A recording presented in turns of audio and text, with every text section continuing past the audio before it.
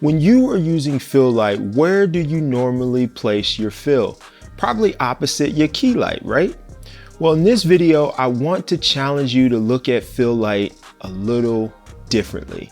What up, YouTube fam? We in here, anthonytoglife, back with another video. So what is the point of fill light? Easy question, easy answer, right? The main purpose is to fill in the shadows on your subject, and how much of those shadows you fill in is to taste. What look are you going for? How much contrast do you want between your highlights and shadows? But instead of placing your fill light on the opposite side of your key light or underneath your subject, place your fill light in the same general direction as your key. Now you may be thinking, what difference does it make? Why would it matter where I place my fill? And to be frank with you, sometimes it doesn't matter depending upon how much you're filling in the shadows. But there are times when placing your fill opposite your key can cause some issues that you may not be aware of or have never noticed until you get done watching this video. Now, before I get more into where to place your fill, I want to step back for a minute and talk about the key light. When we place our key light, we are placing it with intention, or at least we should be. And the look we're going for, the mood, the softness and quality of the light, the lighting pattern, the highlights and the shadows are all dictated by our key light. So when it comes to fill, we don't want our fill light to work against our key light, and that is often what happens when your fill is placed opposite your key.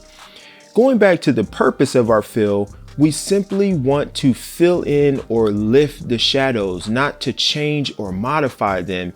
And when your fill is placed opposite your key, you are essentially cross-lighting your subject, and that is where you can run into some issues. Depending on the power of your fill light, you can introduce cross shadows on the face, or in other words, the nose, for example, will have shadows on both sides. And although something like that isn't inherently wrong, it's not what the human eye is accustomed to seeing, and it's probably not the look you had in mind when you were placing your key light. It also can quickly lead to you filling in the shadows too much, or filling in the shadows more globally, creating an odd look within the shadows. Now pause. I'm not saying you will absolutely 100% of the time have these issues when you place your fill opposite your key. But I am saying it's a lot easier to introduce these issues when you place your fill opposite your key.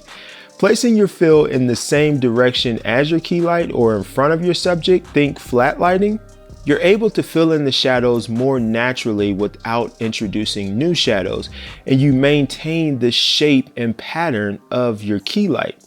And if you're wondering about additive light, or in other words, the fill light increasing the exposure on your subject where the key and fill light are both present, it isn't really something you have to worry about. Now, yes, depending on the amount of fill light you're using, it can technically increase the exposure on your subject a bit, but generally our fill light is 2, 3, 4 stops less than our key, and at that ratio, the impact on your key light exposure is somewhat negligible. But of course, you can just adjust your key light to get the exposure you're looking for.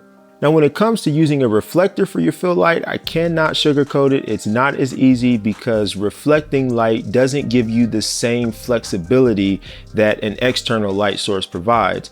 But depending on the position and the size of your key light, you can still apply these principles when positioning your reflector. The whole point of what I'm saying in this video is to not arbitrarily place your fill light opposite your key, but instead look at how you're lighting your subject with your key and place your fill in a position that complements that key light instead of working against it. Now, I said I wanted to challenge you to look at fill light differently, and I wasn't just talking about where you place your fill. Negative fill can be a powerful technique to bring shape and dimension to a subject being lit with flat light. Think portraits on a cloudy day. Now, although most photographers love nature's softbox, cloudy days bring soft but generally flat and boring light, and by utilizing negative fill, you can introduce shadows on the face or your subject to add depth dimension and mood to your subject while still benefiting from really soft and diffused light. And the great thing is you don't need anything fancy. The black side of a 5-in-1 reflector or a black piece of cheap foam board is all you need. And if you don't have an assistant, clip it to a light stand and you are good to go. But don't just place your negative fill to the side of your subject. Think about where you would position a key light and where the shadows would fall, and place your negative fill in a position to create those shadows on your subject. Negative fill really is a great way to add spice to flat and boring light.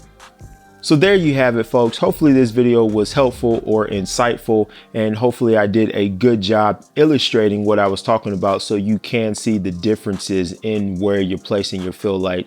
If you like this video, or if you just want to support me and my channel, please give this video a thumbs up on your way out. And if you want to make sure that you don't miss any future videos, go ahead and subscribe and ring that bell. As always, I appreciate you being here. I appreciate you watching my videos, and until the next video, take care.